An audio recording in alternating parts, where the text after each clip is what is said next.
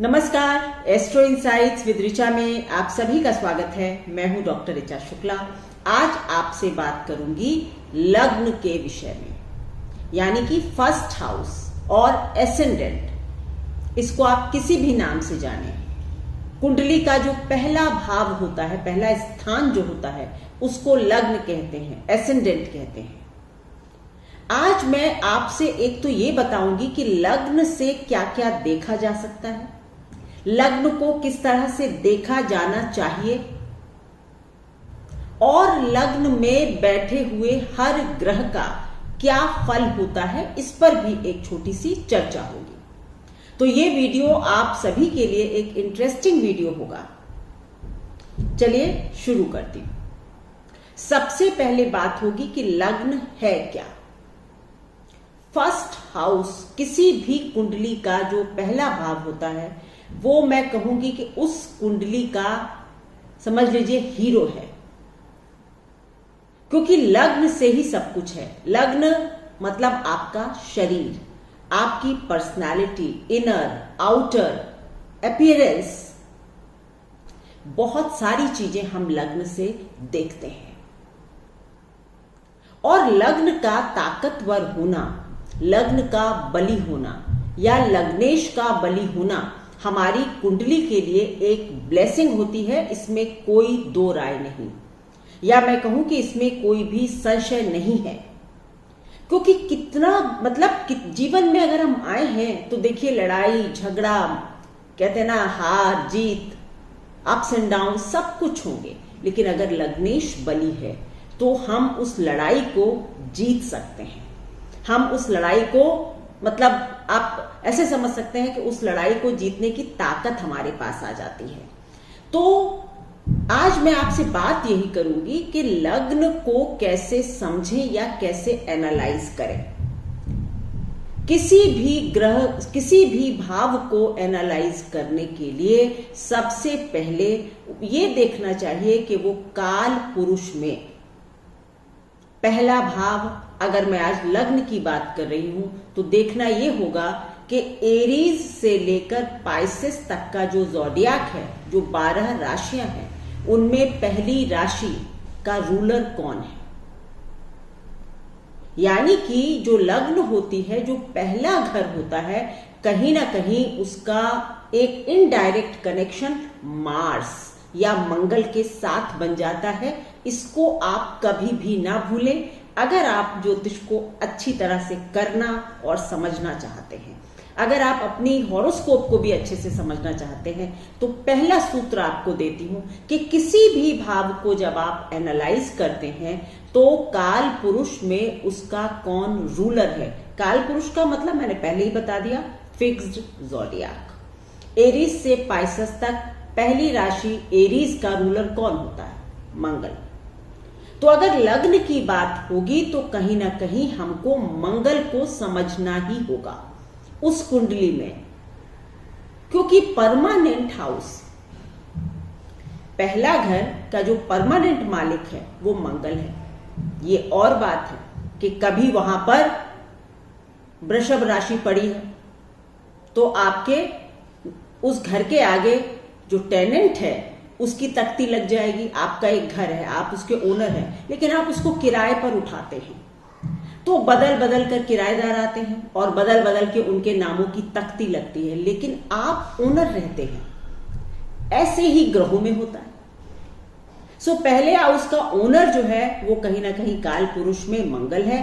अब अगर आपकी लग्न में नंबर 2 पड़ा हुआ है, यानी कि ये भाव आपके लिए शुक्र ने किराए पर लिया है, आपके लिए लग्न का मालिक शुक्र है, तो अब आप क्या करेंगे? आप अपनी कुंडली में शुक्र की स्थिति तो देखेंगे, क्योंकि भाई अभी तो वो हाउस उसी ने ले रखा है ना। तो शुक्र की क्या स्थिति है, शुक्र कहां बैठे हैं, किस हालत में है, ये सब देखेंगे। लेकिन आप मंगल भी देखेंगे, मंगल देखेंगे, शुक्र के साथ उसके संबंध देखेंगे, आपस में मंगल और शुक्र की क्या प्लेसमेंट है हॉरोस्कोप में, वो भी जज करेंगे। तो पहली चीज तो ये हो गई कि लग्न से हम आपकी पर्सनालिटी देखते हैं, नंबर 1। इनर आउटर शारीरिक क्षमता, सुंदरता, एक्सप्रेशन, आपके इनिशिएटिव लेने की ताकत, आपकी ऊर्जा, एनर्जी, सब कुछ पहला घर है। दूसरा इसका, क्योंकि परमानेंट रूलर मंगल है, इसलिए अपनी हॉरोस्कोप में मंगल की ताकत को परखेंगे। फिर जो आपकी कुंडली में जो भी नंबर पड़ा हुआ है उसका जो रूलर है उसको देखेंगे। ये जो दो ग्रह हैं ये आपकी पर्सनालिटी के बहुत सारे ट्रेट्स खोलकर रख देंगे। तो पहली चीज तो ये बिल्कुल सिद्ध हो गई। अब दूसरी बात, अगर किसी की भी कोई भी लग्न हो, आपकी किसी भी ग्रह से रूल्ड हो, अगर आपकी कुंडली में लग्न पर मंगल की दृष्टि आ रही है तो जनरली, मैं यहां पर जो भी बात कहूंगी वो जनरली कह देती हूं, सामान्यतया, क्योंकि मैं आपका हॉरोस्कोप नहीं देख रही हूं कि लोग कहते नहीं मेरा लग्न देख रहा है लेकिन मैं बीमार हूं। हो सकता है आपके लग्न को और ग्रह भी देख रहे हो, कोई और भी ग्रह बैठा हो। मैं केवल एक बात कर रही हूं कि अगर और कोई ग्रह कुछ नहीं कर रहा, केवल लग्न को मंगल देख रहा है, तो सामान्यतः आपका स्वास्थ्य अच्छा ही रहेगा, क्योंकि वो परमानेंट रूलर्स की दृष्टि में आ चुका है। अगर मकान मालिक अपने घर के बिल्कुल सामने रहता हो, देख रहा हो, तो किराएदार उसका घर खराब नहीं कर सकता। बस आप जब ग्रहों को खुद से जोड़ लेते हैं ना, तो ग्रह बहुत सरल हो जाते हैं समझना। ग्रहों को बस अपने से जोड़ लीजिए, कहीं जाने की आवश्यकता नहीं है। ठीक है। दूसरी चीज, अगर आप देखेंगे तो लग्न क्या है, लग्न आप क्यों इंपॉर्टेंट है, क्योंकि 10वें घर से चौथा घर, मतलब क्या कि आपका जो भी कार्य है, आपका जो भी व्यवसाय है, आपका जो भी सोशल स्टेटस है, उसका सुख आप लग्न से देख सकते हैं। मतलब कि अगर लग्न बली है तो यानी कि आपको सोशल स्टेटस का सुख प्राप्त होगा, आपका समाज में अच्छा नाम होगा, रुतबा होगा। चौथे घर से 10वां घर है, यानी मां का कितना विस्तार हो सकता है, मां का क्या क्या करियर हो सकता है, आप ये भी देख सकते हैं। आपके सुख के स्थान के लिए लग्न कर्म स्थान है, यानी आपको किस काम को करने में आनंद आता है, क्या आपको सुख देता है, वो भी देखा जा सकता है। 7वें घर से 7वां घर है, आपके पति या पत्नी को देखा जा सकता है, यानी आपको देखा जा सकता है। इसी तरह 5वें घर से 9वां घर है, संतान के भाग्य को देखा जा सकता है। 9वें घर से 5वां घर है, तो संतान की संतान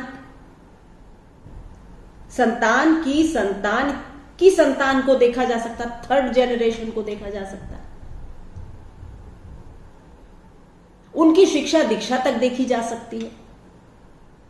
कई बार जो ये कहा जाता है कि 3rd जनरेशन में आपके ट्रेट्स बहुत जाते हैं, मतलब बहुत ज्यादा साइंस ये प्रूव करती है कि अगर आपके कुछ ट्रेट्स हैं, हो सकता है आपके बेटे में वो ना हो, लेकिन आपके ग्रैंडसन में आने की वो ज्यादा संभावना रहती है। क्यों? क्योंकि वो बच्चे के बच्चे के बच्चे, ग्रेट ग्रैंडसन और ग्रैंडसन में आपके गुण ज्यादा आएंगे। क्यों? क्योंकि वो लग्न है, आपकी लग्न है, आप जैसा हो सकता है आपका ग्रैंडसन। ये साइंस भी कहती है और ये ज्योतिष भी कहती है कि 3rd 4th जनरेशन में हमारे ज्यादा गुण आते हैं। इसी तरह 6ठे घर से 8वां घर है, यानी हमारे रोग ऋण रिपु के लिए 8वां घर है। अगर हमारे पास शरीर की ताकत होगी तो हम रोग को भी पछाड़ देंगे, ऋण को भी खत्म करने की कोशिश करेंगे, शत्रुओं को भी पराजित करेंगे। यानी इन 3 चीजों की मृत्यु का स्थान लग्न है। अगर लग्न बली है तो हम इन चीजों से निजात पा जाएंगे। 8वें घर से छठा घर है लग्न, तो आपके शरीर में ही तो रोग होंगे ना, और फिर उन रोगों के चलते ही आपका अंत होगा शरीर का। तो 8वें घर से छठा घर है, 12वें घर से दूसरा घर है।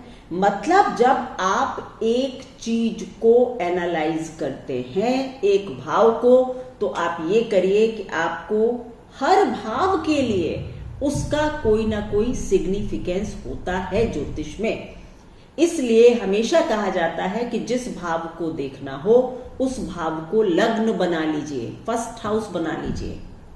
इसी तरह जब फर्स्ट हाउस को देखना हो तो आपको हर भाव से जोड़कर उसको देखना चाहिए। आई होप आज आपको लग्न को समझने में आसानी हो जाएगी। ठीक है,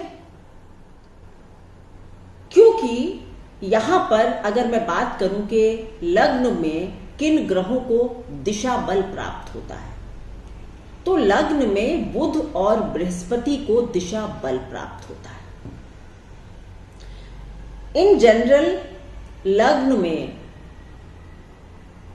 मंगल, सूर्य, चंद्र, बुध और बृहस्पति को अच्छा माना जाता है और शनि और शुक्र को थोड़ा वीक माना जाता है, क्योंकि शनि तो लग्न में मतलब काल पुरुष में मेष राशि में वो नीच के होते हैं। तो अगर लग्न में कोई भी नंबर पड़ा हुआ है लेकिन कहीं ना कहीं पहले घर के शनि थोड़ा सा नीचत्व रखते हैं, ये बातें थोड़ी सी माइन्यूट हैं, थोड़े दिमाग को खोलना पड़ेगा। केवल ये सोच करके नहीं केवल मेष राशि जहां पड़ी हुई शनि वहीं नीच के होते हैं जी, लेकिन पहले घर में भी शनि को कहीं ना कहीं नीचत्व की प्राप्ति ही होती है। इसी तरह शनि 7वें घर में हमेशा ही उच्च के रहते हैं। अगर वो नीच का भी होगा 7वें घर में तो भी उसमें कुछ अच्छाई डाल देगा, और अगर लग्न में उच्च का भी होगा तो भी कुछ हिंड्रेंस डाल देगा। अब वो आप सिद्धांत मत लगाइएगा कि जो मतलब कि एक ग्रह को देखने के लिए 50 सिद्धांत लगाने पड़ते हैं, ये केवल जनरल बात होती है। तो ये 5 ग्रह जो हैं वो अच्छे माने जाते हैं और 2 ग्रहों को थोड़ा वीक माना जाता है। राहु और केतु की एनालिसिस हम हमेशा उनके डिस्पोजिटर के आधार पर करते हैं, इसलिए उनकी ज्यादा चर्चा नहीं होगी क्योंकि आप समझ नहीं पाएंगे। तो सबसे पहली बात होगी कि कौन सा ग्रह कैसा होगा। अब बात करूंगी सूर्य की। सूर्य की अगर बात करूं तो सूर्य लग्न में काफी अच्छे रिजल्ट दे सकते हैं, क्योंकि पहले घर यानी फिक्स्ड ज़ोडियाक में सूर्य जो है वो उच्च के होते हैं। वही बात फिर रिपीट करूंगी कि अगर आपकी पत्री में शुक्र लिब्रा तुला राशि में भी लग्न में बैठे हुए हैं तो नीच के हो रहे हैं, लेकिन कहीं ना कहीं कुछ अच्छा प्रभाव सूर्य का लग्न में बैठने की वजह से ही मिल जाएगा। आप काफी एनर्जेटिक होते हैं, आप बहुत एंथुजियास्टिक होते हैं। अगर उच्च का होगा, मित्र राशि में होगा, मित्र ग्रहों से दृष्ट होगा तो बहुत ही अच्छा होगा। पर इन जनरल सूर्य कहीं भी होगा, लेकिन अगर लग्न में होगा, किसी भी राशि में हो, पर उसके पास एक बल आ जाता है। आपका सोशल स्टेटस काफी ऊपर हो सकता है, आप काफी फेमस हो सकते हैं, आप बहुत एंटरप्राइजिंग हो सकते हैं, आपकी पर्सनालिटी बहुत कैरिस्मेटिक हो सकती है। तो सूर्य के लिए पहला घर अच्छा है। चंद्रमा के लिए भी पहला घर अच्छा माना जाता है, क्योंकि हम चंद्र को तो चंद्र कुंडली ही बना लेते हैं। तो यानी लग्न पहले घर में चंद्रमा का भी जो स्थान है वो अच्छा माना जाता है। जनरली जो होगा वो आप अपने काम में लगे रहने वाले होंगे, खुद को सबसे ज्यादा पसंद करते होंगे, थोड़ा बहुत कहीं ना कहीं कुछ सेल्फिशनेस का भी एक पुट आ जाता है चंद्रमा वालों, जो जिनकी भी लग्न में चंद्रमा होता है। अब वो राशि क्या है, कहां कौन देख रहा है, वो सब आप लोग लगाइएगा। अब कुछ आप लोग भी अपना होमवर्क करें। चंद्रमा के लिए भी ये स्थिति अच्छी है। आपका मन, चंद्रमा मन है, आपका मन अपने आप को सजाने, संवारने, अपने आप को आगे बढ़ाने, खुद की ग्रूमिंग करने सब में बहुत लगेगा। मित्र होगा तो ज्यादा लगेगा, शत्रु होगा तो कम लगेगा। थोड़े आप इमोशनल हो सकते हैं। तो इस तरह से चंद्रमा की जो पोजीशन है वो भी लग्न में एक अप्रिशिएटेड पोजीशन है। मंगल की भी पोजीशन, मंगली दोष बनाते हैं लग्न में बैठकर, वो अलग बात होती है। लेकिन जो जातक खुद होता है, मतलब जिसकी पत्री है, और अगर लग्न में मंगल है तो जनरली उसकी अपनी ऊर्जा, एनर्जी काफी अच्छी रहती है। अब बार बार मैं रिपीट नहीं करूंगी कि अगर नीच का होगा तो ये चीजें कम होंगी, उच्च का होगा तो ये बहुत ज्यादा होंगी, लेकिन ये प्रभाव रहेंगे। आप काफी फाइटर किस्म के व्यक्ति होंगे। आप हो सकता है किसी प्रोटेक्शन देने वाली सर्विसेज में आप काम करते हो, सेना, पुलिस, डॉक्टर। आप काफी मतलब आपके एक से ज्यादा एनर्जी लगाने की जगह मतलब आप ढूंढ सकते हैं। मतलब आप कोई नौकरी करते हैं, एक हॉबी भी करते हैं, गेम्स भी खेलते हैं। मंगल के लिए लग्न एक अच्छा प्लेसमेंट है।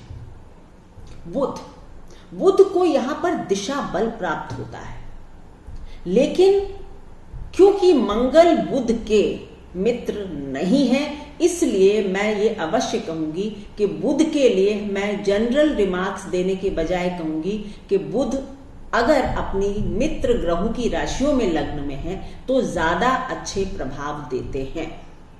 मतलब शुक्र की राशि में हो, शनि की राशि में हो, अपनी राशि में हो तो ज्यादा अच्छे प्रभाव देते हैं। अगर, क्योंकि बुध जो होता है ना बहुत इंप्रेशनेबल प्लैनेट होता है, क्योंकि एक बच्चा है, तो अगर उसके ऊपर अच्छा प्रभाव होगा तो वो अच्छे फल देगा, और अगर बुरा प्रभाव होगा तो वो बुरे फल भी दे सकता है। लेकिन दिशा बल का मतलब क्या होता है कि जो ग्रह अगर बुध को अच्छे फल देने हैं तो वो बहुत ज्यादा अच्छे फल दे देगा, क्योंकि उसको दिशा बल, उसके पास ताकत है। और अगर बुध को खराब फल देने हैं तो खराब फल भी ज्यादा दे सकता है लग्न में, क्योंकि उसको दिशा बल प्राप्त है। किसी भी ग्रह को अगर कोई बल प्राप्त होता है तो ये मत सोच लीजिएगा कि अच्छा ही होगा, कुछ खराब भी हो सकता है। अब बात होगी बृहस्पति की। बृहस्पति के लिए ये बहुत अच्छी पोजीशन है। शास्त्रों में इसके लिए कहा गया है कि मतलब आपके 100 दोष कुंडली के माफ हो जाते हैं। क्यों? क्योंकि आपके 5वें घर को, 7वें घर को और 9वें घर को बृहस्पति की दृष्टि मिल जाती है। संतान, पत्नी और भाग्य, ये जन्म, पूर्व जन्म और आपका संतान और स्त्री या पुरुष, आपके जीवन साथी अगर आपके लिए अच्छे हों, अच्छे चलें, तो आपके जीवन में और क्या चाहिए। तो ये भी एक अप्रिशिएटेड पोजीशन है। अब बात होगी शुक्र की। शुक्र की जहां तक बात है, इनके लिए थोड़ा सा ये वीक हो जाते हैं, क्योंकि शुक्र के लिए लग्न में बैठना, जब तक कि उच्च के हों या अपने घर में हो तो अलग बात है, बट शुक्र की ये पोजीशन थोड़ी सी वीक होती है। हाँ, ये और बात है कि आप काफी क्रिएटिव व्यक्ति हो सकते हैं, आप फाइनेंस रिलेटेड कामों में काम कर सकते हैं, आप बहुत सुंदरता के प्रेमी हो सकते हैं, आर्टिस्ट हो सकते हैं, ये सब खूबियां हो सकती हैं। ये शुक्र की क्या स्थिति है उस पर डिपेंड करेगा, लेकिन हाँ, इस तरह की चीजें आपको मिल सकती हैं। लेकिन ये बहुत ताकतवर पोजीशन शुक्र की नहीं है। अब बात होगी शनि की। शनि की जब बात होती है तो शनि के लिए भी, जो मैंने पहले ही बता दिया कि पहला घर शनि के लिए ओवरऑल एक जनरल सेंस में नीच का स्थान माना जाता है। अब अगर यहां पर शनि आपकी कुंडली में स्वराशिस्थ हैं या उच्च के हैं तो फिर तो वो शश योग बना देंगे, तो अच्छे रिजल्ट ही देंगे। लेकिन बाकी शत्रु क्षेत्री हों या नीच के हों, तब फिर आपके लिए ये पोजीशन अच्छी नहीं है। बहुत मेहनत मशक्कत करनी पड़ेगी, भाग्य धीरे धीरे साथ देगा, पद प्रतिष्ठा की वृद्धि में हमेशा रोड़े लग जाएंगे, क्योंकि वो आपके 7वें घर को विवाह भी लेट करा सकते हैं, प्रमोशंस भी लेट करा सकते हैं। तो इस तरह से शनि की पोजीशन भी फर्स्ट हाउस में बहुत अप्रिशिएटेड नहीं है। पहले घर को आप जब कभी भी एनालाइज करें तो आप अपनी कोर पर्सनालिटी को लग्न लॉर्ड की स्थिति से और मंगल की स्थिति से जज करें तो बहुत अच्छे रिजल्ट्स आपको देखने को मिलेंगे। इसी तरह अगर नवांश में आपकी लग्न वर्गोत्तम हो जाती है तो फिर लग्न को एक और बल मिल जाता है। तो इस तरह से आप लग्न को एनालाइज कर सकते हैं, अच्छे से समझ सकते हैं।